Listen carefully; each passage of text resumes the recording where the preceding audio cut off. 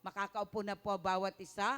Magandang umaga po sa ating pong mga kapatid na nandoon po sa Bataan at sa iba't ibang lugar ng ating pong bansa, maging sa iba't ibang bansa. Kaya po sa umagang ito, ating pong tatapusin na po yung ating tema about the seven churches of Revelation.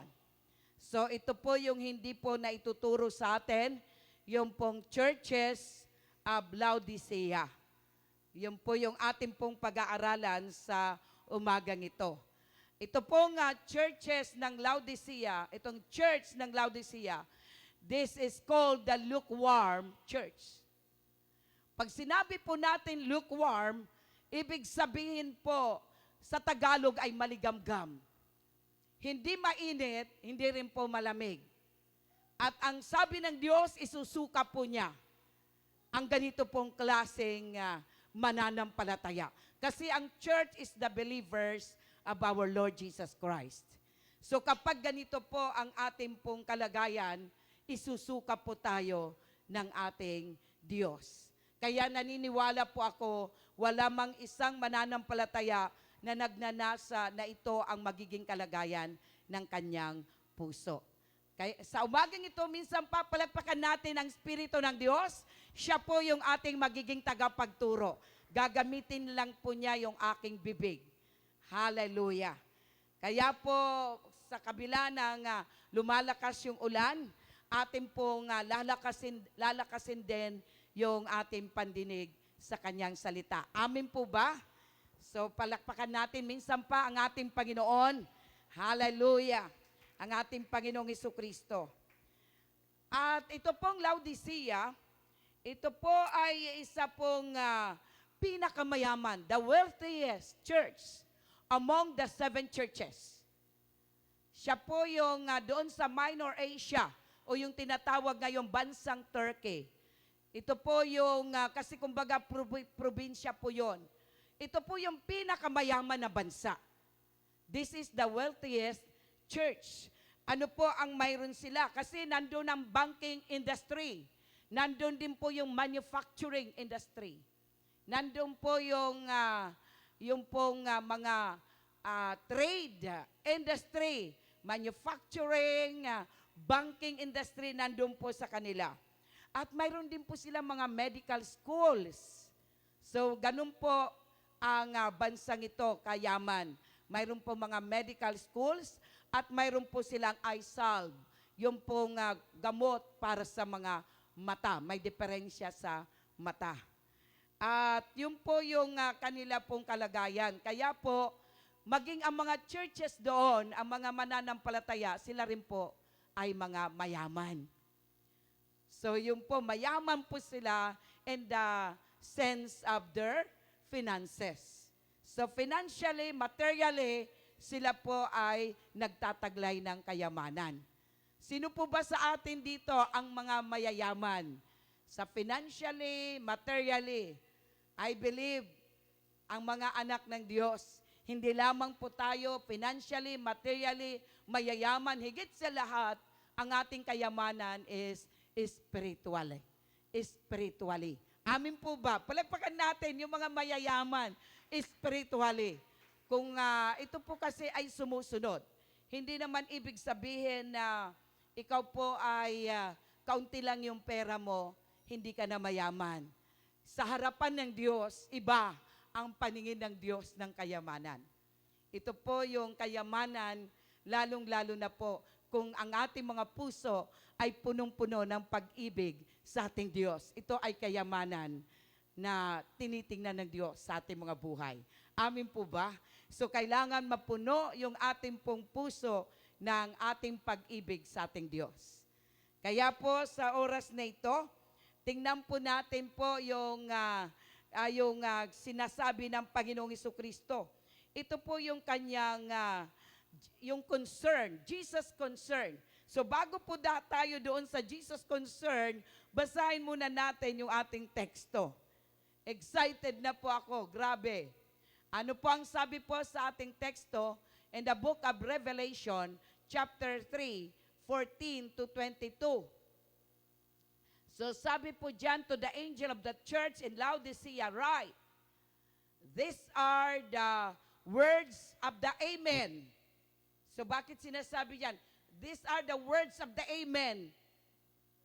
The faithful and true witness.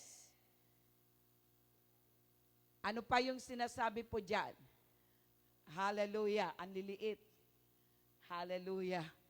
The faithful, sabi po dyan, these are the words of the Amen, the faithful and true witness, the ruler of God's creation.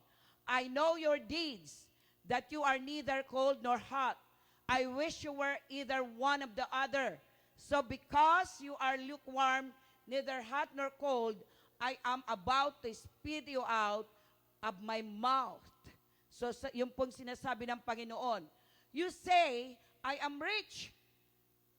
I have acquired wealth and do not need anything.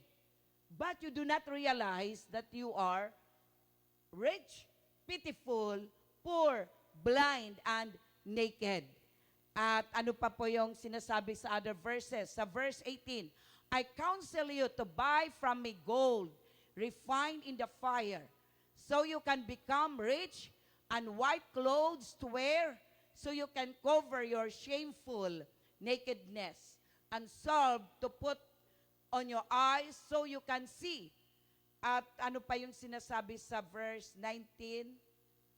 Okay, hanggang 22 tayo. Okay. Sige po, other verses. Sabi po dyan, to the one who is victorious, I will give the right to sit with me on my throne, just as I was victorious and sat down with my Father on his throne. Whoever has ears, let them hear and what the Spirit says to the churches. So, sino daw po ang may pandinig ay makinig? Sino po ba dito ang mayroon pong mga tainga? Sino po ba dito ang mayroon mga tainga? Sige po, lahat ng may mga tainga makinig. At ganun din po sa ating pong mga viewers, sa lahat po ng nanunood, lahat ng mga may tainga ay makinig.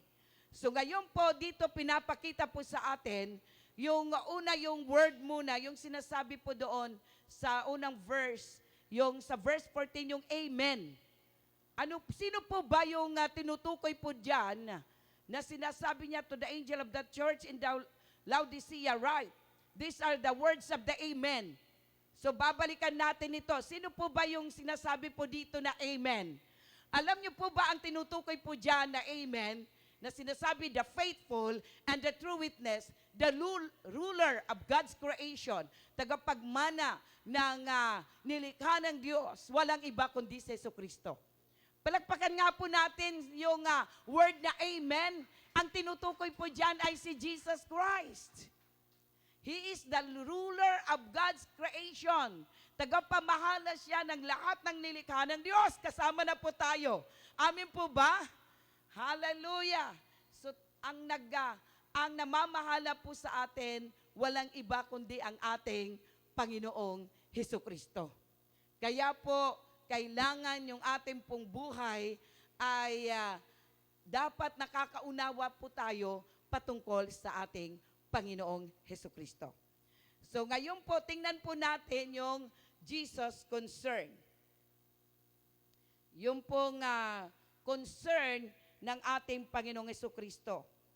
Kung nais po natin basahin ito sa Tagalog, napakainam po rin sa Tagalog. Okay, so sisimulan na po natin ito. Ano po ba yung concern ng ating Panginoong Hesukristo, ng Amen, yung word na Amen? Amen po dyan. Ang tinutukoy po dyan ay walang iba kundi si Hesukristo. So, ang concern ng ating Panginoong Hesukristo is about lukewarmness. Anong ibig po sabihin ng lukewarmness? Ito po ay half-heartedness. Yung pong kalahati malamig, kalahati mainit. Yun po yung ninanais ng Panginoon na ipabatid doon po sa Laodicea Church. At ito rin po ay marahil nangyayari din po sa ating mga kapanahunan na minsan kalahati tayong malamig o kalahating mainit. Lalong-lalo na po ngayon na ngayong linggong ito na ngayon po ay napakalakas yung ulan. So yung iba sabi nila, mag-a-attend ba ako? Hindi. Mag-a-attend ba ako? No or yes. So kalahating malamig, sabi mo, naku, maulan. Wag na lang. O kaya naman, sabi mo, sige, sa live streaming na lang ako manunood. At pero ikaw, sabi po, alam ng Panginoon, sabi ng salita ng Diyos, ang isang araw itatalaga natin sa ating Panginoon. At sinasabi ng Panginoon, kung nais natin makaranas ng mga himala ng Diyos, yung mga pagpapala ng Diyos, higit sa mararanasan mo na kung ikaw ay nariyan sa inyong sariling tahanan o saan ka man naroroon, alam niyo po, ang the best place is God's sanctuary, kung saan itinalaga natin para tayo lahat ay manambahan sa ating Diyos. Amin po ba sa lahat ng mga nakapunta sa mga churches, palakpakan natin ang Diyos. Sige po, pumalakpak sa ating Panginoon. Hallelujah! Na nakikita ng Diyos na hindi kayo malamig at hindi rin kayo mainit. Kaya kayo po ay, hindi po kayo malamig at hindi po kayo sinasabi na mainit, kundi mainit na mainit sa ating Panginoon. You are not lukewarm. You are not half-hearted Christian. So ano po yung sinasabi po dyan sa Revelation 3:16? Sabi po dyan ng Diyos, kaya grabe po ang concern ng Panginoon sa mga taga-Laodicean church. Ano po yung kanyang concern? Ang sabi niya po dyan sa Revelation 3:16, so, because you are lukewarm, neither hot nor cold, I am about to spit you out of my mouth. Isusuka kita. Kaya matindi ang concern ng ating Panginoong Jesucristo sa mga maligamgam, yung hindi po mainit sa Panginoon at hindi po rin malamig, yung nasa kalagitnaan. Sabi nga po, mas mainam pa daw yung malamig ka. Bakit? May pagkakataon na kapag ikaw ay nagrepent, makakaranas ka yung init sa Panginoon kaysa yung maligamgam. Ang mga maligamgam, ito po yung mga Kristiyano isinusuka ng Diyos. Yun po yung sinasabi niya, I will spit you out of my mouth. Isusuka ka ng Panginoon. Lahat ng mga maligamgam. So ang gusto ng Panginoon, ikaw at ako ay gusto niya talaga magiging mainit tayo sa Kanya. Sa ating pananambahan, sa ating paglilingkod sa Diyos, sa ating pagpupuri, sa ating pong devotion, sa ating pong pananalangin, lahat ng aspeto na para sa Diyos, kailangan ng Diyos yung ikaw at ako'y maging mainit. Ayaw niya po yung kalakalahati tayo. God doesn't want the lukewarmness or the half-heartedness. Ayaw niya po ng ikaw at ako ay maligamgam. So ngayon po, paano po natin masasabi, what are the indications of lukewarmness? Ano po ba, paano natin makikita na yung tao maligamgam? Ano po ang mga indikasyon na yung tao na ito ay maligamgam? Hindi siya mainit at hindi rin siya malamig na malamig.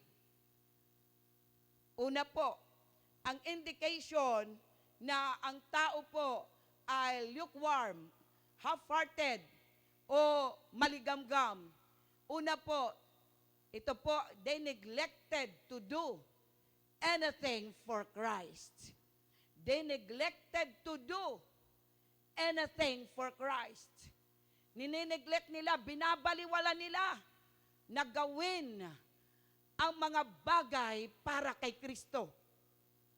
So ito po yung indikasyon. These are the number one indication na ang tao malalaman natin na ikaw ay maligamgam kapag iniitsapwera natin, kapag binabaliwala natin ang mga gawain para sa Diyos. Sino po ba dito ang ganito ang puso? I hope wala po dito sa JB Church. Amin po ba? So mga kapatid, halimbawa nandito ka sa church, wag po kayong Facebook, wag kayong magme-messenger kung maaari. Yung pong inyong mga cellphone, kailangan po nakatuon sa ating pong Panginoon. Kung nag-cellphone at yung nga pala nagde-request hanggat maaari, yung atin daw po ditong, yung taga-Bataan, sila po ay sumasabay sa atin, nawawala, nagpuputol-putol daw po. Kaya iwasan natin gamitin as much as possible yung ibang mga cellphone. So yun po yung sinasabi po dito. They neglected to do anything for Christ. So anumang bagay na binabaliwala natin, iniitsapwera natin ang ating mga gawain para sa Diyos, that is a sign of lukewarmness. Yan po ang palatandaan na ikaw ay maligamgam. So alam nyo, di ba sabi ng Lord, sabi niya ng Lord, maging sa Psalms chapter 1, 1-3, ano po bang sabi ng Diyos? Na tayo daw po ay ating pagbulay-bulayan ng kanyang salita araw at gabi.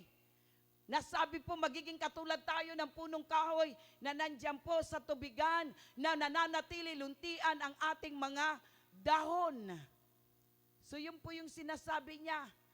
Sabi niya, and he shall be like a tree planted by the rivers of water that bringeth forth his fruit in his season. His leaf also shall not wither, and whatsoever he doeth shall prosper. So alam naman natin na yung tagumpay pala ay nakabase sa kanyang salita. Dito po ang tagumpay. Alam niyo po, itong Laodicea Church, madadaanan natin na akala po nila, sila po ay mayaman. Ano ang sabi ng Panginoong Hesus? Hindi kayo mayaman. Kayo ay pobre. You are poor. Kayo yung kaawa-awa at kahabag-habag. Yun po yung sinasabi ng Panginoong Hesus.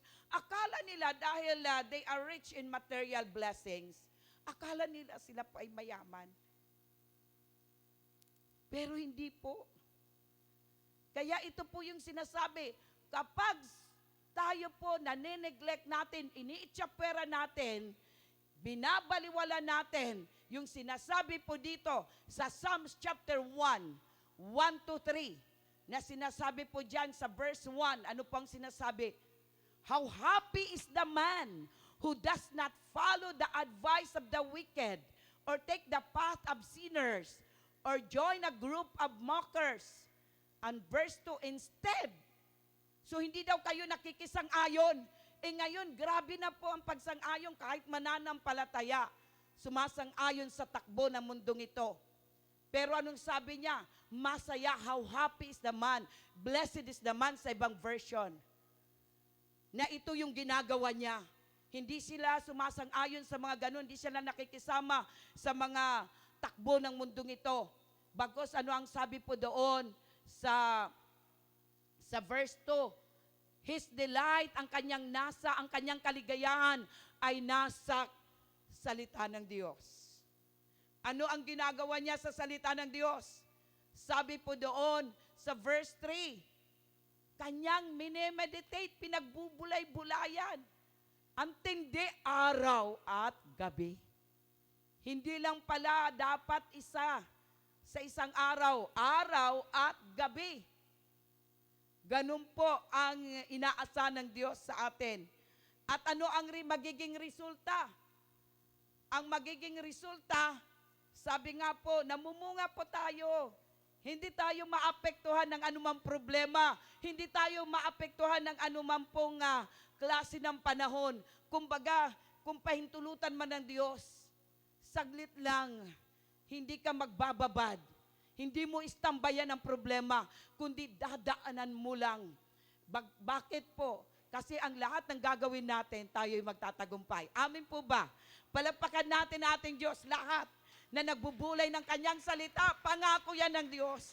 Magtatagumpay tayo, magtatagumpay kayo, magtatagumpay ang lahat ng nagbubulay ng kanyang salita. Sino po ba yung gusto na makaranas ng katagumpayan mula sa Diyos? Ano ang sikreto? Salita ng Diyos. Ito yung sikreto ng ating pong buhay. Hallelujah. Purihin ng Diyos. Talaga po yung salita ng Diyos nagbibigay ng init. Kanina giniginaw po ako. Yung palang, yung salita ng Diyos nagbibigay talaga ng init sa atin. Kasi po tayo po ay binibigyan po ng mainit na pagmamahal sa Kanya. Lalong-lalo na po sa Kanyang salita. Amen? Hallelujah. So tandaan nyo po yan, kapag nanineglect, iniitsapwera nyo na, binabaliwala nyo ang salita ng Diyos o ang mga gawain na para sa Diyos, ibig sabihin, ano ka na, ikaw ay maligamgam. Nanlalamig ka na, o kaya naman, ikaw ay kalakalahati. Kalahati ang puso para sa Diyos, kalahati ang puso para sa sarili. So yun po yung sinasabing lukewarm, half-hearted. So yun pong, ano yung sabi po dyan? Okay? Sa number 2 na po tayo. Ano po yung indication? Dalawa lang po ito na akin pong isinulat. So, yung indication na ikaw ay lukewarm, you assume, past tense ko na ito, assume that having lots of material possession is a sign of spiritual blessings. Katulad po ng Laodicea Church. Inassume na po nila, kanila na po ang kanilang paniniwala na dahil sila po ay mayaman sa material na bagay, marami silang mga finances, financial blessings, mayroon sila, material blessings, mayroon sila. Kasi yung church ng Laodicea is a rich church. The richest among the 7 churches. Yan po ang pinakamayaman. So maging ang mananampalataya doon, the believers of Jesus Christ, they are rich in material blessings. They have lots of material possessions. So marami po silang mga material possessions. Mayroon silang pera, mayroon silang mga gamit, o anuman pong bagay, mayroon po sila. Minsan ganun din po ang tao. Kapag ganito po ang kalagayan ng tao, ang iniisip mo, ikaw po ay, sabi mo, hindi mo na kailangan ang Diyos. Ito po yung sinasabi sa verse 17. You say, I am rich. I have acquired wealth and do not need anything. Sa ibang version, do not need anything. Kapag ganito na po ang kalagayan ng tao, minsan sinasabi mo na, hindi mo na kailangan ang Diyos. Wala ka ng pangangailangan kasi lahat na po yung material blessings, material possessions you have. Mayroon ka. Mayroon kang pera. Mayroon kang mga sasakyan. Mayroon kang lupain. Mayroon ka lahat ng mga material na bagay, mayroon ka. O minsan, kahit wala kang, hindi naman lahat mayroon ka, pero sabi mo, mayroon kang kakayanan. Hindi ka man mayaman na mayaman, pero may kakayanan ka, gusto mo kumain, may kakayanan ka bumili, gusto mong, kung ano man ang gusto mong bilhin, makukuha mo. Kaya sabi mo, you don't need anything. Hindi mo na kailangan ng Diyos. Yan ang pinakakawawa sa mundong ito. Yung sasabihin ng tao, hindi na niya kailangan ng Diyos. Nalimutan niya na lahat ng kanyang tinataglay na ari-arian, lahat ay galing sa Diyos. Dahil nung siya naman ay isinilang sa mundong ito, wala po siyang dala-dala kahit sinong tao. Lahat tayo ay hubad na pumunta rito sa lupa. Wala tayong taglay na lupain. Wala po tayong daladala na kahit anumang bagay. Lahat ng iyan ay galing sa Diyos. Kaya mga kapatid, kung ikaw ay nakasentro na sa mga material, sa mga yung mga ari-arian, at sabi mo you do not need anything. Ano pa? Sabi mo, na-acquire ko naman yung kayamanan. Wala nga, hindi ko nga kinikilala ang Diyos. Hindi naman ako nagbabasa ng Biblia Hindi naman ako nagpray-pray. Pero nakuha ko na. Mayroon na akong, marami na akong pera. Kahit mamatay ako, marami akong may iwanan. At pag naiwanan mo yan, pag-aawayan yan. Marami na pong nagpapatayan na magkakapatid, magkakamag-anak dahil sa mga naiwanan na kayamanan.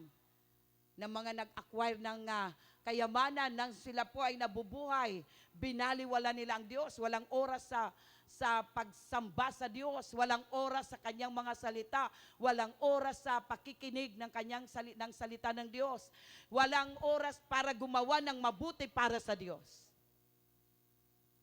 So yun po yung sinasabi po dito. Kaya ano po ang sabi? You do not realize, sabi ng Diyos. Ang Panginoong Jesucristo nagsasalita nito sa Laodicean Church. Sabi niya, you do not realize that you are rich. Alam niyo ba yung rich? Ikaw na po yung taong kawawa. Pitiful, poor, blind, and naked. Babasahin ko po sa Tagalog version. Sabi po dito sa kanyang salita in the book of Revelation. Ayan. Sabi po diyan, sapagkat sinasabi mo, ako'y mayaman at nagkamit ng kayamanan at hindi ako nangangailangan ng anuman. At hindi mo nalalamang ikaw ay aba. Biro niyo po yung sinasabing rich. Ikaw ay aba, ikaw yung kawawa, at maralita, at dukha, pitiful, maralita, kahabag-habag, yung ibang term niyan, yung pitiful, kahabag-habag, ikaw na po yung kahabag-habag. Ikaw yung dukha, ikaw yung mahirap, you are poor, mahirap, blind, ikaw ay bulag, at hubad. You are naked. So ito po yung kalagayan ng Laodicean Church. Akala nila mayaman sila sa pagdating po sa spirit, sa material na possessions. Pero ang tingin nila ang tingin ng Panginoon, tingnan nyo po, ang tinitingnan ng Diyos yung kayamanan, hindi po binabasihan ng Diyos na ang kayamanan ay nakabase sa anuman material possessions na mayroon tayo. Mayroon ang tao. Hindi yan ang qualification ng ating Diyos na sinasabi na ikaw ay mayaman kapag marami kang posesyon, marami kang ari-arian, marami kang pera, marami kang bahay, marami kang paupahan, marami kang sasakyan, marami kang eroplano, marami kang lupain, anuman ang marami ng mga kagamitan, mga bagay, lahat ng ari-arian, hindi po yan tinitingnan ng Diyos. At hindi po sinasabi ng Diyos na ikaw ay qualified, na ikaw nga ang tunay na mayaman. Bagkus, kapag ikaw ay nagsasalita na sabi mo, hindi mo na kailangan. Sabi mo, hindi na ako nangangailangan ng anuman. Kasama ng Diyos. Kapag yan po ang lumabas sa bibig natin, hindi na ako nangangailangan ng tulong mula sa Diyos, mula sa inyo, hindi na ako nangangailangan sa inyo. Mabubuhay ako mag-isa. Alam niyo po, kapag ganito po ang kalagayan, yan ang sabi ng Panginoon, akala mo mayaman ka? Sabi ng Diyos, ikaw na po yung aba, ikaw na po yung kawawa, ikaw na po yung maralita, o ikaw na po yung, another word sa maralita, ikaw na po yung kahabag-habag. Ikaw na po yung dukha. Iba pa rin yung dukha, mahirap. You are poor. So ikaw na po yung kahabag-habag at ikaw na po yung dukha at bulag at tubad. Kaya hindi po ganito ang tingin ng ating Diyos, na ikaw ay mayaman kapag marami tayong ari-arian.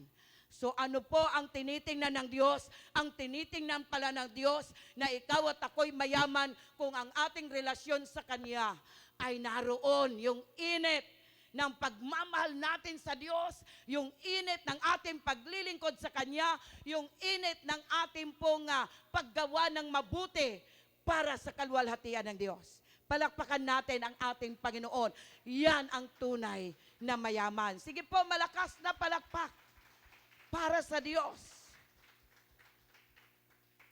Hallelujah. Kaya yung mga naghahanap buhay, lalong-lalo na sa mga Kristiyano, pagkalinggo, huwag niyo pong isama po yan sa araw na maghahanap buhay ka para magkaroon ka ng pananalapi. Huwag niyo pong ipagpalit ng anumang bagay. Sa atin ito po yung nire-regard natin na isang araw sa Panginoon. Bagamat sinasabi ng Diyos, Sabbath day. Ang importante kasi sa ibang bansa, ang kanila pong day off ay Friday. So doon po, ang pinakasabat nila ay Friday. So depende po yan sa bansa na iyong kinaroroonan. So sa atin po, nakaugalian natin yung linggo. So ang maimportante sa atin, yung pinaka-Sabbath day natin, mayroon tayong isang araw na inilalaan natin para sa Diyos. Ito po ay hindi natin ipagpapalit ng anumang trabaho, ng anumang gawain, ng anumang pong kabisihan ng ating mga buhay. So yun po mga kapatid. Ngayon, tingnan po natin, hallelujah, under po dito po sa himay-himayin natin, dito po sa sinasabi ko kanina, you assume that having lots of material possessions, you are rich. And sabi mo, spiritual blessings ito. Akala mo, spiritual blessings na yon. You assume that lots of material possessions is a sign of spiritual blessings. Nagkakamali tayo. Yung mga nag-a-assume nito, nag-aakala.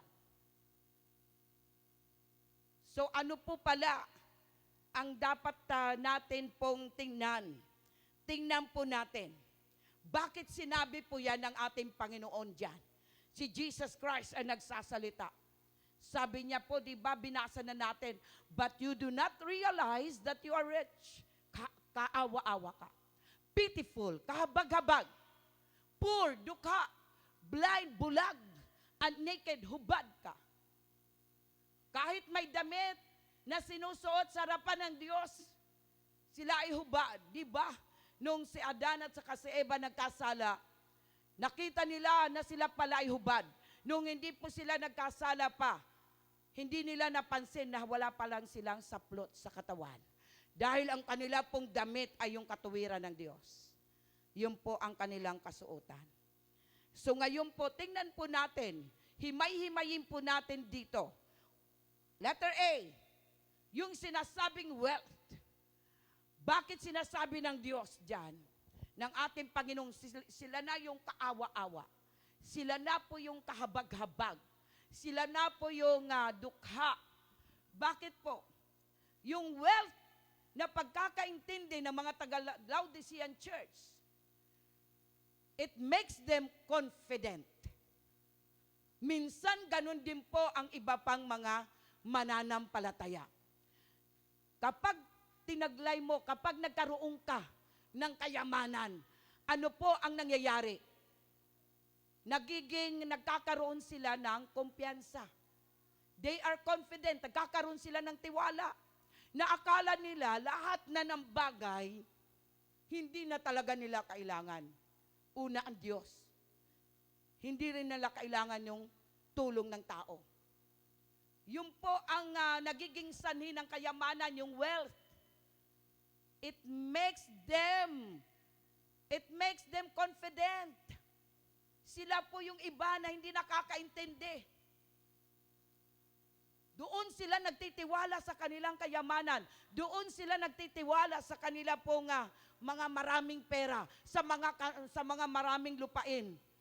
At kailan lang po may nakausap po ako na dating kasamahan po namin doon po sa Saudi Airlines.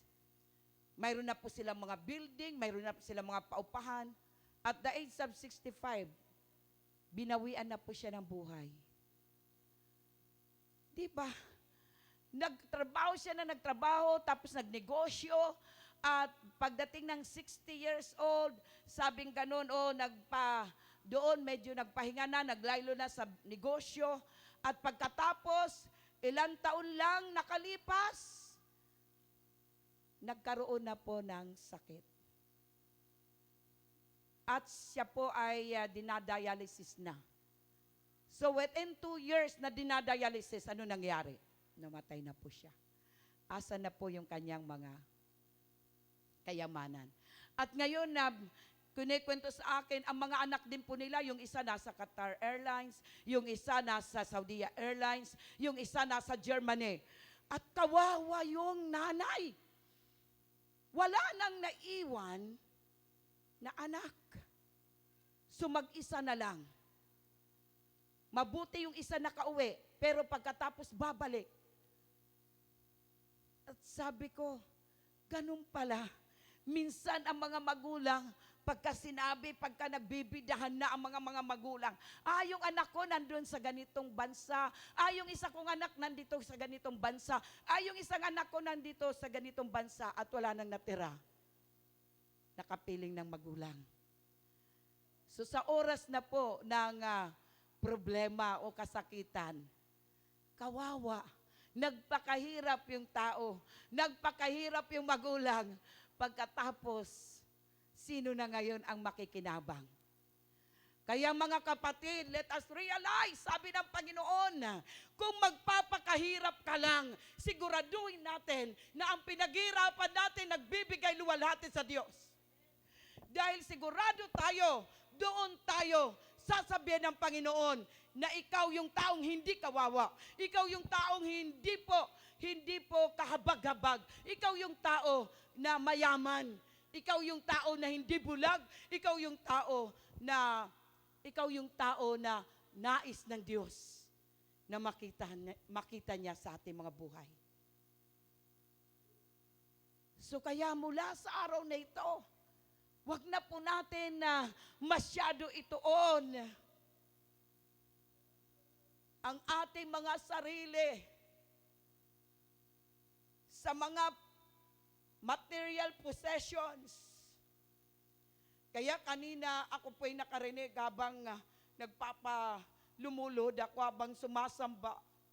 Sinabihan ako ng Lord kung hanggang kailan lang po ako magtatrabaho diyan po sa Commission on Audit. Maraming salamat sa Diyos. So alam ko na yung timetable ko sa Commission on Audit. Napakabuti ng Diyos. Actually, 2012 pa ako gusto mag-retire. Pero hindi niloob ng Diyos. At purihin ng Panginoon, ito po yung sinasabi ng Diyos. Yung wealth, ano po ang dinudulot ng kayamanan? It makes us confident. Yung pong iba, it makes them confident. Doon sila nagtitiwala. Luxury, pangalawa. Letter B, ano naman ang naidudulot ng karangyaan? Pag sinabing luxury, karangyaan sa Tagalog. O kaya naman, doon sila nasisiyahan. Karangyaan o doon sila nasisiyahan. It makes them satisfied. Yung karangyaan, yung luxury, it makes them satisfied. Doon sila nasisiyahan. So yung iba po, di ba, mayroon namang ginagamit na mga sasakyan, bibili pa ng napakarami, pagkatapos istambay lang naman sa bahay. So mga kapatid, yun po yung sinasabi, Yung luxury hindi po masama, pero kung hindi po ito nagbibigay ng kapurihan sa Diyos, better, wag mo na yan ipagpatuloy. Kasi po, ang luxury, it makes them satisfied. Doon na po nasisiyahan ng tao. Kapag nakikita nila ang kanilang mga sasakyan, doon mga magagandang bahay, yung iba ngayon nasisiyahan ng mga tao sa mga halaman, kaya mayroon po mga bumibili, mga thousand, 100,000 na halaman, kasi nandun na po yung kanilang kasiyahan. Grabe, yung iba naman, doon naman sa nagano naman ng mga aso. Akalain nyo yung iba, yung aso, yung pang nilalagay sa garahe at ang sasakyan na milyon nasa labas ng garahe. Inuulanan. Ibang klase po ano. Nandoon kasi yung kanilang kasiyahan. Hallelujah. Palakpakan nga po natin ang Panginoon. Hallelujah. Let us shout hallelujah. Oh, glory. Dapat wala na po tayo dito. Hindi po tayo nasa Laodicea Church. Amen. Yung ituturo ko mamaya doon sa bagong silang, yung pong Philadelphia Church. Nawa yung po ang church na kabibilangan natin. Yung Philadelphia Church. At ano pa yung pangatlo? Yung is. Yung is. It makes them complacent. Alam niyo po pag sinabing is, yung bang, yung word na para bang kadalian, yung madali lang. Madali lang yung buhay. Kaya sabi mo, madali lang ang buhay. Pa-easy-easy lang tayo, kaya doon natin kinukuha yung word na, ikaw talaga, pa-easy-easy ka lang. So kapag ganito po ang ating mga pananaw sa ating buhay, it makes you complacent. Nagiging kampante ka lang. Kaya yun po yung sinasabi ng Panginoon, yan ang nangyari sa Laodicean Church. Yan ang kalagayan nila. Kaya po sabi nila, kampante lang ang buhay nila. Kaya ano po ang sabi ng Panginoon? Nawa, sabi ng Panginoong Hesus, mainyong ma-realize, inyong maunawaan na kayo yung tao na kahabag-habag. So dapat pala hindi tayo kampante sa ating buhay. Dapat hindi po easy ang buhay natin. Dapat ginagawa natin yung pinagagawa ng Diyos. Na ano bang pinagagawa ng Diyos? Tayo po ay mamalakaya. Tayo po ay mag-share ng kanyang salita. Tayo po ay manalangin sa mga may sakit at may karamdaman. Tayo po ay bumisita sa mga tao na may mga problema. Tayo po ang mga tao na tutulong sa mga nangangailangan.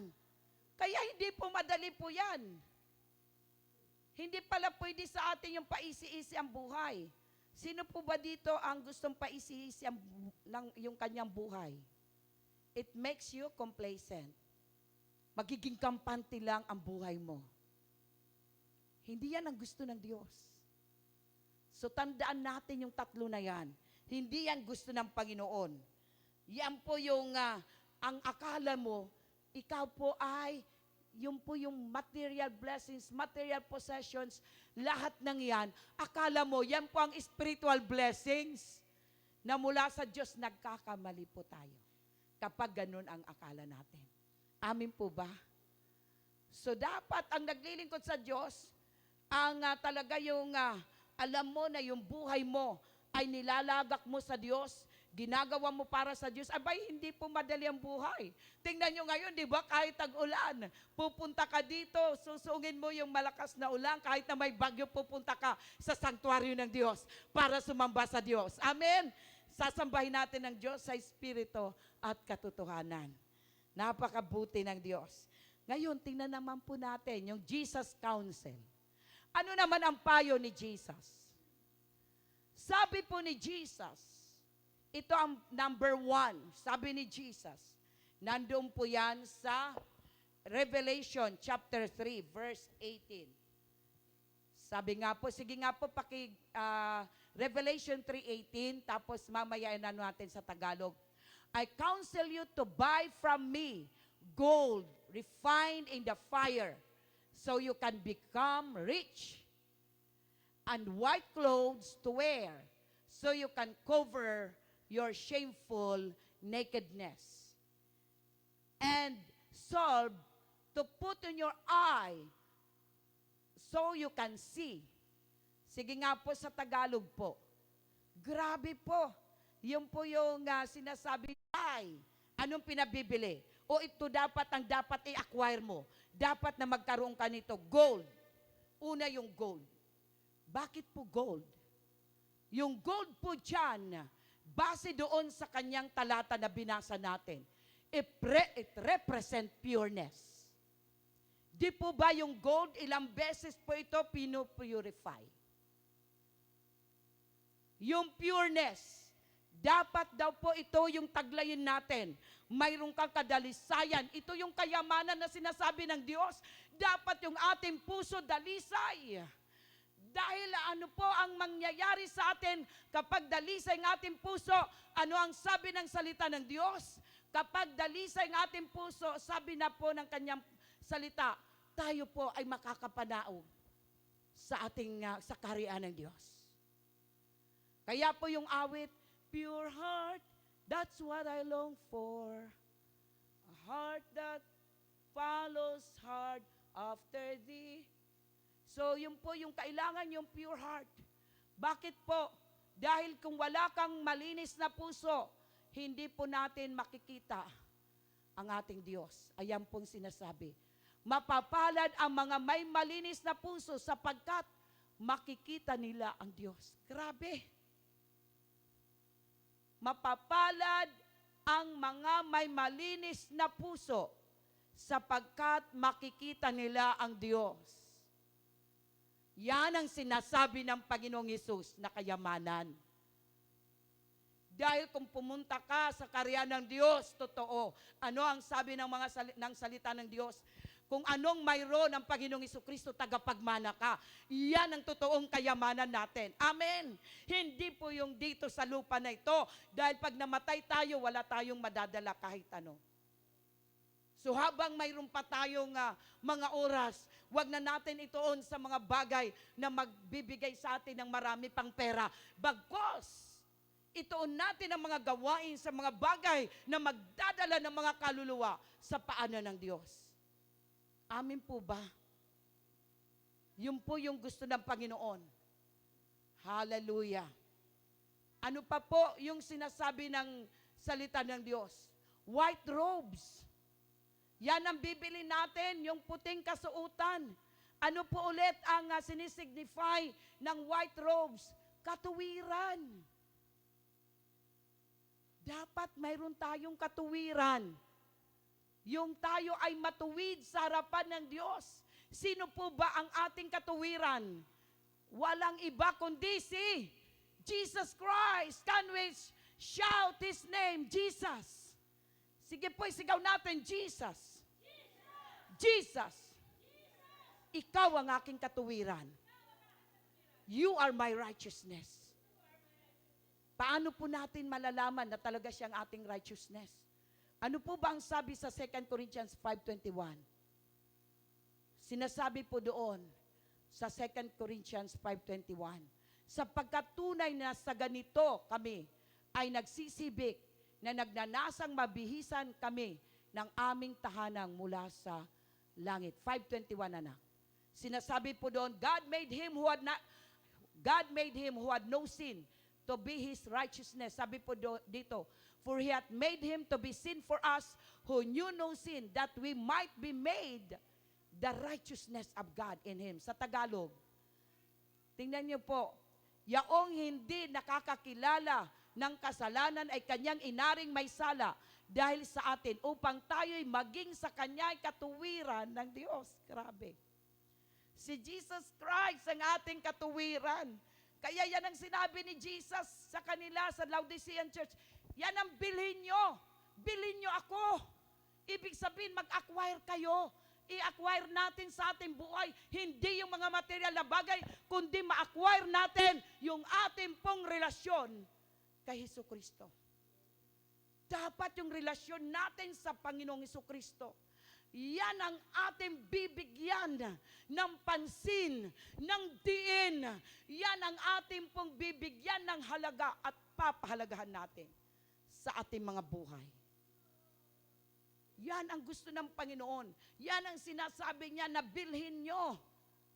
Dapat makamtan natin si Jesus Christ. Kaya yung mga mahal natin sa buhay na wala pang Jesus sa kanilang mga puso, yan po ang ating ipaunawa sa kanila. Kasi siya po yung ating katuwiran. At ano pa yung pangatlo? Salve to anoint their eyes. Na ibig sabihin, yung salve po dyan, ito po ay gamot para sa mga mata. So, siguro ang kanilang ang mga Laodicean church, problema nila yung mga mata nila. Yung mga mata nila. So may gamot po sila para sa mata. Ang sabi ng Panginoong Hesus, get healing from Jesus. Sabi nila, ako ang iyong kagalingan. Kaya sa oras na ito, sa pandemic, ano ang sabi ng Panginoong Hesus? Ako ang inyong kagalingan. Ako ang inyong depensa. Ako ang iyong proteksyon. Ako ang iyong pong muog. Ako ang inyong kanlungan. Ang Panginoong Hesus. Yan ang sinasabi niya. Kaya dapat, yan ang ating pong makamtan sa ating mga buhay. Yan ang dapat ninanasan natin sa ating mga buhay. Hindi po kung anong mga bagay. So kung nandun ka sa mga material na bagay, you belong to the Laodicean church. So hopefully, wag natin po itong gayahin, yung Laodicean church. Kasi ito yung mga sinusuka. Sabi ng Lord, napuputa ko sa inyo. Di ba yung nasusuka ka, parang ayaw mo makakita na nasusuka ka? Kasi po, pag may nakakakita ka nasusuka, para ka na rin nasusuka, mandidiri ka. So ito yung mga isinusuka ng Diyos. Kaya sabi niya, ito yung dapat natin makamtan. Okay, yung pangalawa. Yung po dito na po tayo sa Jesus Council. Yung pangalawa, ang sabi ng Panginoon, be earnest. Anong ibig sabihin na be earnest? Maging masigasig tayo. Yan ang sabi niya sa Revelation 3:19. Those whom I love, I rebuke and discipline. So be earnest and repent. So be earnest and repent. Anong ibig sabihin ng Lord? So ito yung counsel, ito na yung mga payo ni Jesus Christ sa Laodicean church. Kung kabilang ka dito, ito yung pinapayo sa inyo ng ating Panginoong Hesukristo. Sabi po ng ating Panginoon, be earnest. Ano po yung earnest? Maging masigasig ka. Saan? Dapat po yung ating pong under that, so letter A, be close to God. Dapat po dito tayo magiging masigasig. Nasaan? Dapat yung ating pong mga buhay ilalapit natin sa Diyos. Dapat, anong sabi po ng kanyang salita sa James? Draw near to God. Nandun yan sa chapter 4. Draw near to God. At kapag tayo lumapit sa Diyos, anong sabi po doon? God will draw near to you. Amen? Ano pong sabi po dyan? Nandun yan sa James 4:8. Magsilapit kayo sa Diyos at siya'y lalapit sa inyo. Mangaglinis kayo ng iyong mga kamay, kayong mga makasalanan, at dalisayin ninyo ang inyong mga puso, kayong may mga dalawang akala. So yun po yung una, praise. Draw nigh to God and He will draw nigh to you. So yun po, yan ang payo niya. So paano tayo lalapit sa Diyos? Number 1, para ikaw at ako, maging malapit sa Diyos, anong ginagawa natin? Yung kanyang salita, God's Word.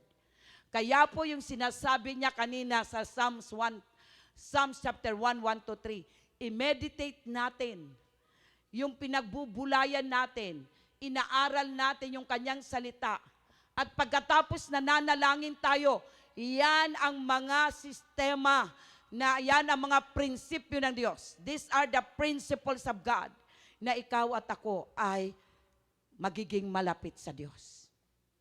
Pag hindi yan ginagawa mo, kapatid, kahit gatindi pa, gaano ka manalangin, pag hindi mo sinasama number 1 yung kanyang salita, kahit magmanalangin ka na manalangin, umiyak ka pa sa panalangin, walang kwenta po yan. Dahil ito pong salita ng Diyos, yan po ay may espiritu. Anong sabi ni Jesus? Sa John 6:63, the words that I speak to you, they are spirit and they are life. So yung dahil ang Diyos ay espiritu, ito yung naglalapit sa atin sa Diyos, yung kanyang salita. Amin po ba? Yung salita ng Diyos, yan ay espiritu at yan ay buhay. Kaya po dahil ang Diyos ay espiritu, sabi naman ng John 4:23-24, ito pong salita ng Diyos ang naglalapit sa atin sa Diyos. So yan po ang kaparaanan, yan ang prinsipyo ng Diyos para ikaw at ako ay maging malapit sa Diyos. Yung sa pamamagitan ng kanyang salita. Kaya yung salita ng Diyos dapat pinag-aaralan natin araw at gabi. Pinagbubulayan natin araw at gabi. So yun po dapat ang ating ginagawa kung gusto natin tayo po ay malapit sa Diyos. Amin po ba? Palakpakan natin ang ating Diyos. Sige po. Can we shout hallelujah? Hallelujah. Sige po yung sumisigaw ng hallelujah, ibig sabihin nagnanasa sila na magbulay na ng salita ng Diyos araw at gabi. Shout hallelujah. Hallelujah. Hallelujah. Sige po. At ano pa? Panalangin. Kaya po sabi nga po ng kasabihan, a prayerless Christian is a powerless Christian. Kaya yun po ang dalawang bagay na ikaw ay magiging close sa Diyos, yung salita niya at yung pananalangin natin para sa Kanya. Ano pa po yung ating mga dapat nating ginagawa? Yung sabi nga po, be earnest, masigasig tayo. So, ibig sabihin, ito na po yung ating mga actions to do. So, pangalawa, yung sa ating pag-worship, sa ating pagsamba. Pangatlo, yung ating service, yung ating paglilingkod. At yung pang-apat dyan ay Bible study, yung pag-aaral ng kanyang salita. Dahil importante rin po yan na tayo po ay nag-aaral ng kanyang salita. Bakit po? So, yun po ang dapat ginagawa po natin. Kasi during the Bible study, doon natin makukuha at magbibigay ng kaunawaan sa atin yung mga hindi natin naunawaan. So yun po ang mga actions to do para po yung sinasabing maging masigasig tayo. Yan ang payo ni Jesus Christ. So yung pangatlo ay repentance. Yung repentance, di ba, halos lahat ng churches, palaging sinasabi ng Panginoon, mangagsisi kayo, tumalikod na kayo sa inyong mga kasalanan. Yan ang sinasabi po dyan. Kaya grabe ang pag-ibig ng Diyos. Alam niyo po ba, ang Diyos natin, nagbibigay po siya ng maraming pagkakataon, maraming panahon, maraming taon na ikaw at ako'y inaantay ng Diyos na para gawin natin ang mga bagay na ito. Na kahit na po nagkukulang tayo, huwag po maabutan ka ng iyong kamatayan na nagkukulang ka pa rin sa mga bagay na in-advise ni Jesus Christ. Hindi po sapat na tuwing lalapit ka sa Diyos, Lord, patawarin niyo po ako dahil hindi po ako nagkulang ako sa pagbubulay ng iyong salita. Dapat hindi na po yan palagi naririnig ni Jesus sa atin. Kasi sabi ng Panginoon, you cannot mock God. Di niyo ako kayang lukuhin. So dapat kapag narinig na natin ito, pagsikapan na natin. So dito yung repentance, ano naman yung inilagay sa akin ng Espiritu ng Diyos. Repentance, ang sinasabi po sa atin dito sa Laodicea, confessing sins. Yung ipapahayag mo yung kasalanan sa Diyos. And allowing God to work in your hearts. Yun ang ibig sabihin dito ng repentance. Bigyan nyo ng ang Diyos ng kapangyarihan sa buhay mo sa iyong puso na siya na po ang kikilos, siya na magmamaniobra, siya na magmamaneho sa ating buhay. Dahil totoo yan, kahit gustuhin man ng Diyos na baguhin ka, kapag hindi po kayo nag-cooperate, kahit sino pang manalangin sa iyo, kahit ilang deliverance pa ang gawin sa iyo, kahit sino pang mag-ayuno sa inyo, kung yung mismo yung tao, hindi niya bibigyan ang Diyos na kumilos sa buhay niya, walang magagawa ang tao. Kahit na po anak yan ng pastor, kahit na po yung pastor ay mapanalanginin, pero yung anak niya ayaw bigyan ng pagkakataon ng Diyos na gumawa sa kanyang buhay, walang mangyayari sa kanya. Kaya ano po ulit ang repentance dito?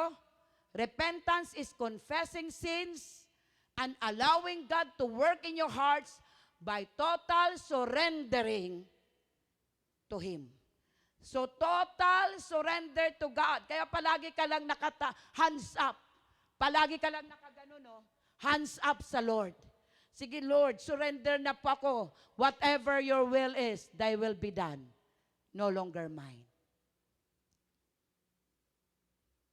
So ano naman po yung Jesus judgment? Pinag-isa. Okay, yung Jesus judgment. Paghiwalayin mo anak. So kapag hindi po natin ito gagawin, ano naman yung judgment na gagawin ni Jesus? Sabi po ni Jesus, He would discipline whom He loves. So ito yung Jesus judgment, yung paghuhusga. Kapag hindi po natin bigyan ng pansin ang mga bagay na ito, ano ang mangyayari sa ating buhay? Mayroon pong gagawin ang Diyos. Ano po ang gagawin ni Jesus? Huhusgahan tayo ng ating Panginoon. Hiwalay po yan, nak. Okay. So ano po yung judgment ng ating Panginoon? Ang judgment ng ating Panginoon, He would discipline whom He loves. Didisiplinahin po tayo. Kaya yung iba, ano pong klase ang pagdisiplina ng ating Diyos? Minsan nagpapahintulot siya ng sakit. Nagpapahintulot siya ng problema. Nagpapahintulot siya ng iba't ibang mga karanasan sa ating buhay na hindi niyo po namamalayan. Yun na pala ay pagdidisiplina na po ng Diyos. So sino po ba dito gusto makaranas ng disiplina ng ating Diyos? Of course, ayaw po natin. Amen?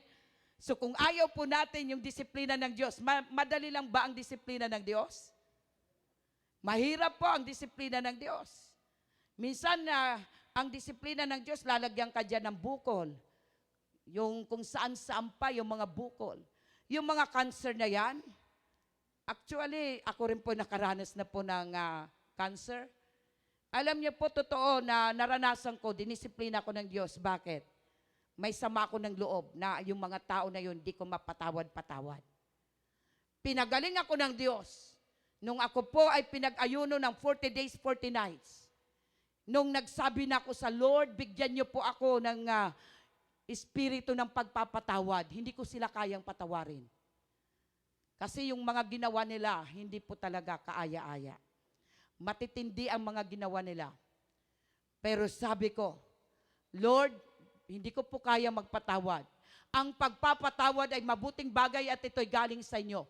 Kaya Lord, ako po'y nagsusumamo. Humihingi po ako ng espiritu ng pagpapatawad upang sila'y aking mapatawad. At para ko po yun na magawa, na mapatawad, pinag-ayuno pa ako ng 40 days, 40 nights. Kaya po, habang po ako po ay pinag-aayuno, nagkaroon po ako ng vocal cord cancer. So yun po, kaya parte yan ng pagdidisiplina. Pag hindi, mayroon talagang gagawin at may papahintulutan talagang Diyos.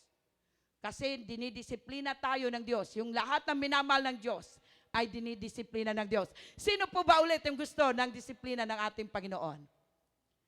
Sino po ba yung gusto na makaranas ng disiplina ng Diyos? Mga kapatid, huwag natin nasain na tayo po ay makaranas ng disiplina ng ating Diyos. Sapagkat hindi po madali yung pagdidisiplina ng ating Diyos sa ating buhay. Hallelujah. So ngayon, ano naman po, dito na po tayo sa Jesus Rewards. Tingnan naman po natin ano po ang mga rewards. Kapag ito po na-overcome natin, napagtagumpayan natin, sinunod natin yung mga payo ng ating Panginoong Jesucristo. If we obey and if we follow Jesus' counsels, yung mga payo na po ng ating Panginoong Jesucristo. Sa Revelation 3:20, ano pong sabi po dyan? Here I am, I stand at the door and knock. If anyone hears my voice and opens the door, I will come in and eat with that person and they with me. Anong ibig sabihin dito ng Panginoon? Makakaranas ka na ngayon ng fellowship sa ating Diyos. Mararanasan po natin yung fellowship. Makakasalamuha po natin ang ating Diyos. Makakasama po natin ang ating Diyos. Para bang ito yung sinasabi na kay Joshua, kay Moses, huwag kayong matakot, sabi ng Diyos. Ako ay sumasa inyo. Saan man kayo pumaroon, naruroon ako. So anytime, ano man ang pinagdadanan natin, kapag ginagawa na po natin, sinunod natin yung kanina, yung payo ng Panginoong Jesucristo, mayroon tayong kasakasama na ating Diyos. May ka-fellowship na po tayo. Kaya hindi na po tayo natatakot. Hindi ka na nag-iisa. Kahit saan ka pumunta, kahit mag-isa ka lang naglalakad, alam niyo po, hindi ka totoong nag-iisa. Mayroon kang kasakasama. Amen? Palagpakan natin ang ating Panginoon. Hallelujah! Kung ano man ang problema mo, mayroon ng karamay. At mayroon nagbibigay ng solusyon sa iyong problema. Kung may kasakitan at karamdaman, mayroon pong Diyos na naririnig ka, na dumadaing ka sa kasakitan at karamdaman, kayo anong gagawin niya? Kasi ka-fellowship mo siya, pagagalingin ka. Hindi po natutuwa ang Lord na maririnig ka lang na ikaw ay dumadaing ka sa kasakitan at karamdaman. So you have fellowship with God. Araw at gabi kasama mo ang Diyos. Amen? Kapag natutulog ka, mayroon pong nagbabantay sa iyo. Kapag saan ka man pumunta, mayroon kang karamay. Hindi ka talaga nag-iisa. So kahit mamatay man yung katulad yung aking kausap, namatay man, biro mo, nag-iisa na lang siya. Sabi niya, ang mga anak niya nasa iba-ibang lugar.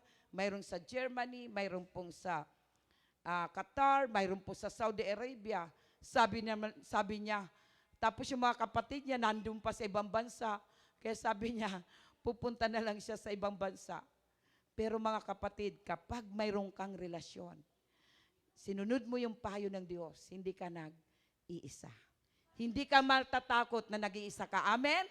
Hallelujah! Can we shout hallelujah to God? Hallelujah! Makakasama na po natin Diyos. Sige po, palakpakan natin ang Panginoon.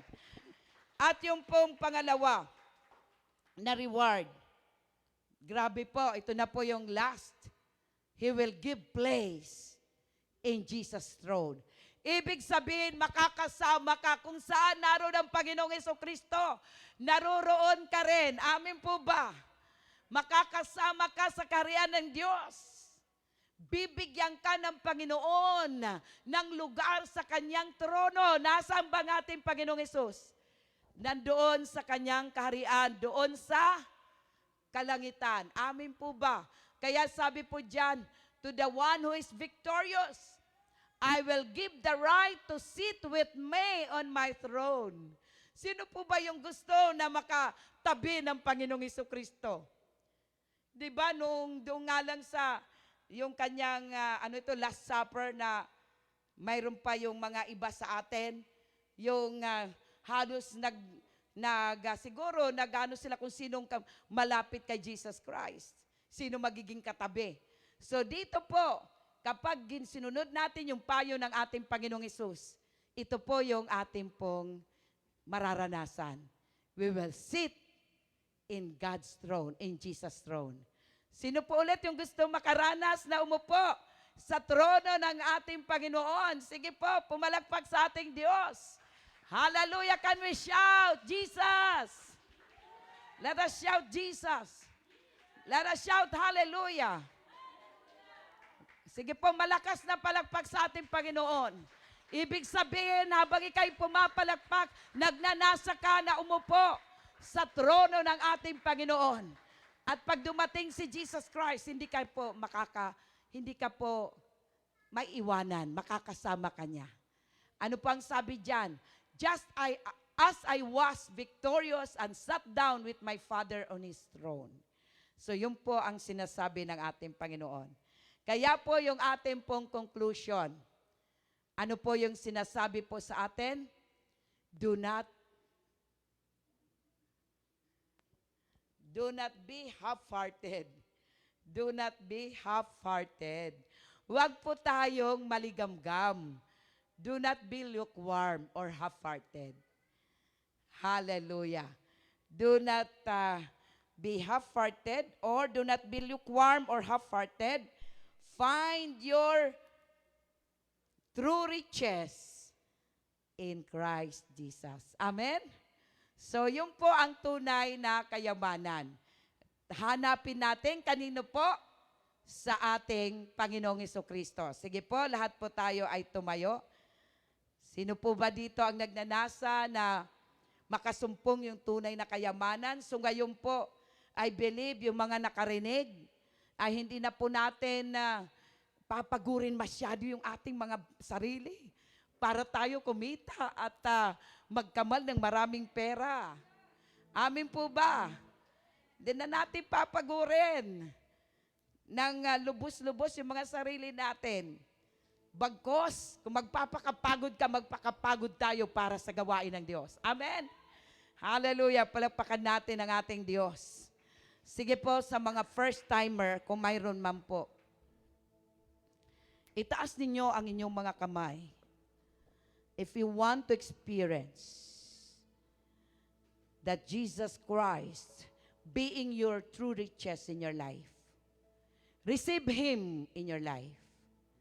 Invite Him to dwell in your hearts. Acknowledge Him as your Lord and Savior, Master of your life. At sumunod ka na sa panalangin na ito. Father God in heaven, I am thanking you so much for your word. Now I acknowledge my nothingness. That without Jesus Christ in my life, I cannot attain the true riches in my life. Because Jesus Christ is my true riches. And now I receive Jesus as my Lord and my Savior of my whole life. Take full control of my whole life. Be my God. Be my Master. And be my Lord. Forgive my sins. Cleanse my sins with your precious blood that shed on the cross of Calvary. And thank you so much for your forgiveness. And I am also thanking you for my name now is written in the book of life. This I pray in Jesus' name. Amen. Sige po, sa bawat isa na may pangangailangan, bago po tayo lubusan na manalangin, magandog muna tayo ng awitin para sa Diyos. At habang inaawit natin ito, yung pinag-aralan po natin sa ating kanina po sa kanyang mga salita. If there is sins to confess, confess it to God. Habang ikay nakatayo. Itaas mo ang iyong kamay as your action in surrendering yourself before God. At kung mayroong ka man mga dapat na sundin, katulad yung sinasabi, repentance is confessing our sins and allowing God to work in your hearts. Allow God to work in your hearts now. Allow God to work in your life now. Kaya sa oras na ito, ito mga Laodicean church, kaya sila po ay naging maligamgam. Ano po ang dahilan? Kulang sila, they neglect to do anything for Christ. Nakalimutan nila ang pananalangin. Nakalimutan nila yung pagbubulay ng salita ng Diyos araw at gabi. Nakatuon lang sila sa mga kayamanan, kaya naging kampante sila. Naging kumpiyansa sila, tiwala sila. Nakatuon sila sa mga luxury, yung mga karangyaan. Kaya anong nangyari? Naging satisfied na sila. Kontento na sila. Nasiyahan na sila doon. At sila rin ay nagkaroon sila ng easy life. Kaya dahil mayroon po silang easy life, naging complacent na sila. Ibig sabihin, naging kampante na sila. Kaya ang sabi ng Panginoong Hesus, kayo yung kaawa-awa, kayo yung kahabag-habag, kayo yung totoong dukha. So akala nila mayaman, yung pala sa mata ng Diyos. Sila na po yung totoong dukha. Yan ang totoong dukha. Kapag ganun ang kalagayan ninyo, yung paminsan-minsan nananalangin, paminsan-minsan nagbabasa ng salita ng Diyos, kayo po yung kaawa-awa. Kung ganyan ang kalagayan nyo, kayo yung tao na sinasabi ng Panginoong Hesus, kayo yung tao na kahabag-habag. Paminsan-minsan nag-a-attend, paminsan-minsan hindi. Paminsan-minsan nagba-Bible study, paminsan-minsan hindi. Paminsan-minsan sumasamba sa Diyos, paminsan-minsan hindi. Paminsan-minsan nananalangin, paminsan-minsan hindi. Ibig sabihin, kapag walang consistency sa mga gawain na pinagagawa para sa kalwalhatian ng Diyos, kayo yung taong dukha. Kayo yung pobre na tao. Kayo yung kahabag-habag. Kayo yung kaawa-awa. Kaya sa oras na ito, habang inaawit natin yung awitin na ito, you can approach God. You can come to Him. Ang Diyos nagbibigay po ng maraming beses. Anong sabi niya? Lumapit ka sa Diyos. Repent. Ang sabi niya po, be earnest, maging masigasig ka. Sabihin mo sa Diyos mula sa araw na ito, magiging masigasig ka na maging malapit ang buhay mo, ang puso mo sa Diyos, para maranasan mo ang kalapitan ng Diyos sa buhay mo.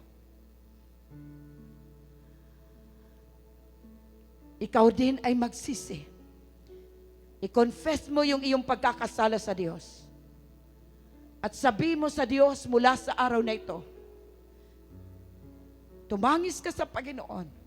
Sabihin mo sa Kanya, from now on, God, I will allow myself, God, work in my life. Ikaw na ang magtrabaho sa buhay ko. Ikaw na yung magmaniobra, ikaw na yung magmaneho. Ikaw na yung manguna. Yun dapat ang ating pong gagawin. So sige po, habang inaawit, we can approach God. Hallelujah. My Jesus, Yes, oh God. my Savior, Lord, there is none like you. Yes, oh God. Wala po talaga. All of my days, Wala pang katulad mo. I want to pray Yes, oh God. the wonders of your Sige po. mighty In approaching God, and as hand. act of your surrendering to God, itaas mo ang iyong kamay sa Diyos. My comfort, Yes, oh God. my shelter, tower and refuge and strength.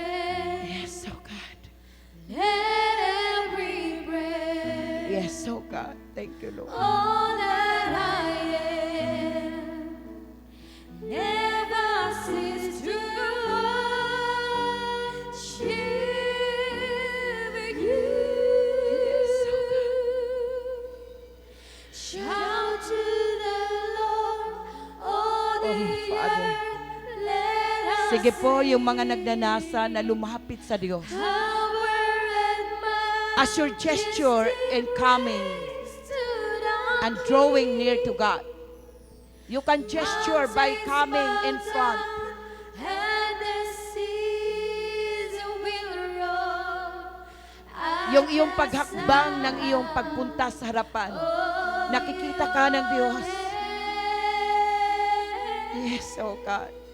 I sing for joy at the works of your hand. Kahit ka ngayon, saan ka naroroon. Forever I'll love you forever. Yung gusto pong humakbang, yung gusto pong sumunod sa Diyos. Nothing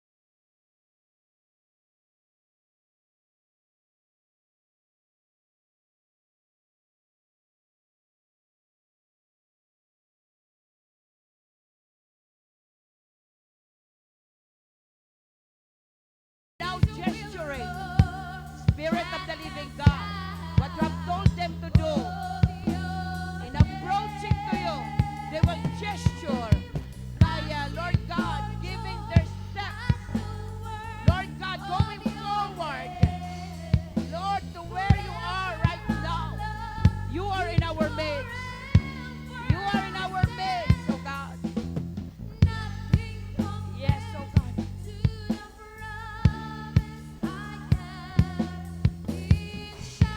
Oh, hallelujah.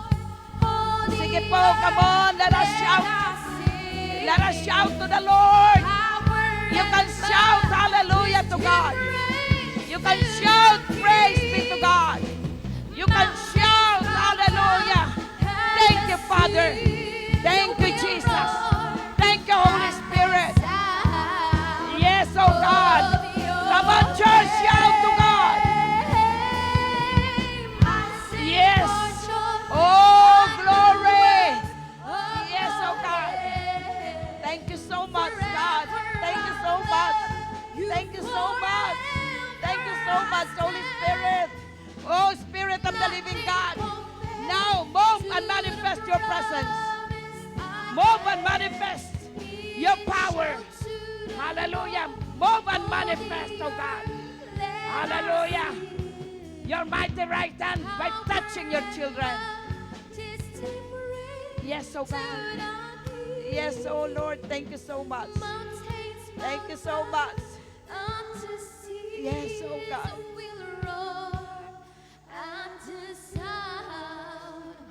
Oh, Father. Thank you so much, oh God. Thank you so much, Holy Spirit.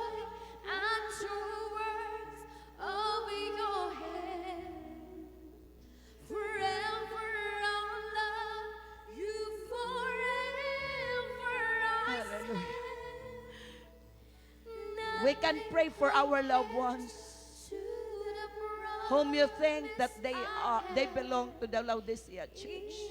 Nothing compares Oh God. to the promise I have.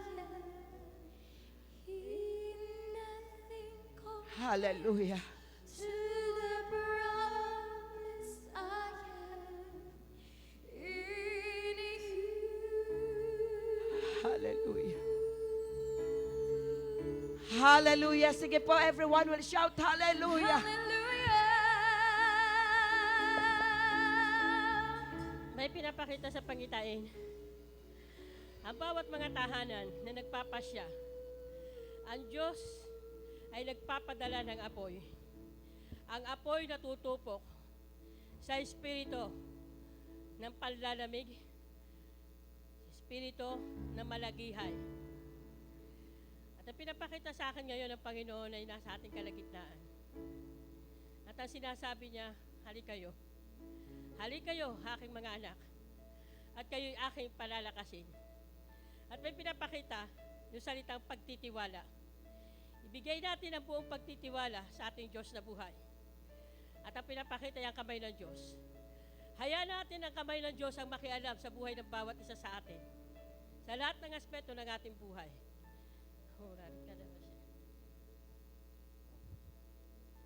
Hallelujah. Hallelujah. Sige po, hawak-hawak tayo ng kamay. By the Spirit of the living God. Let us join hands together in breaking the spirit of lukewarmness in our lives.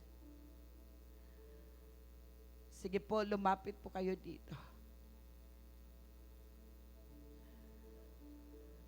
Hallelujah. Sige po, wala pong patid, yung nandiyan po. Hallelujah.